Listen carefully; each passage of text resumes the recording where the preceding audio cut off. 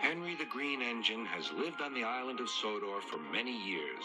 He wouldn't want to be anywhere else.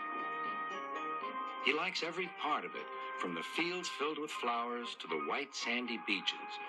But there is one place that Henry always enjoyed visiting more than any other. His driver knew this, too. "Come on, Henry," he would sometimes say. "We've made good time today. We'll stop for a while by the forest." Henry loved it here. The forest was full of broad oaks and tall pines.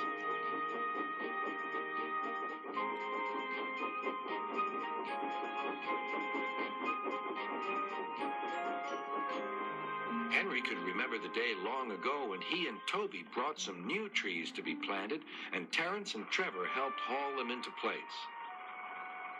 Now he could see the trees growing amongst the others on the hillside. Henry always felt better for being here. He couldn't really explain why, but his driver understood. "It's peaceful," he said to Henry.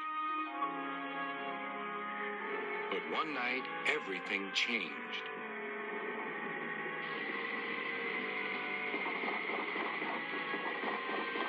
The engines were resting in the shed. "Listen," said Thomas. "Can you hear a strange whistling sound?" "It's the wind blowing outside our shed," replied Toby. "But I've never heard it like this before." "Do you know," added James, "if Gordon wasn't here now, I'd say it was him thundering by with the express." All the engines laughed, except Henry. "I hope the wind won't harm the forest." By morning, the fierce winds had gone, but the damage was done. Henry's driver came to see him in the yard. "Trees have fallen on the line," he said. "We must help clear the tracks." Donald set off with the breakdown train, and Henry followed. Trees lay everywhere. The hillside now looked so bare. Henry felt sad. "What will happen to all the animals who live here?" he thought.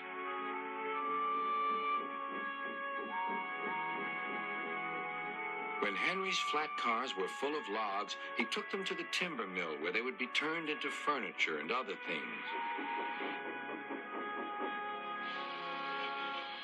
Henry was glad the wood was being put to good use, but he was still sorry to lose part of his forest. "Oh, dear," sighed Toby to Thomas. "I wish there was something we could do to make things better again." "Yes, indeed," replied Thomas. "But what? We can't mend broken trees."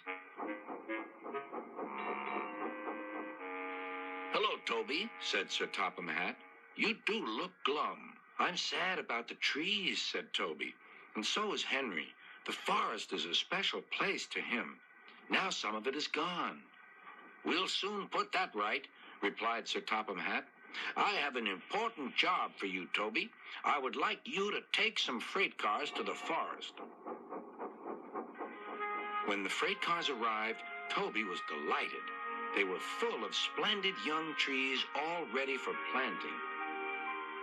"This is the best job I've ever had," said Toby happily. When Henry returned, he was most surprised. There were Terence and Trevor busily helping the workmen clear the torn stumps and branches. "Look, Henry," called Terence, "we're beginning again. The hillside will look better than ever before. You will see." Now, whenever Henry stops by the forest, he can see the new trees growing strong and tall. Sometimes everywhere is very quiet, and at other times Henry can hear leaves rustling or a bird's wing brushing the air. Often he can hear the distant sound of children laughing, and always he is happy here.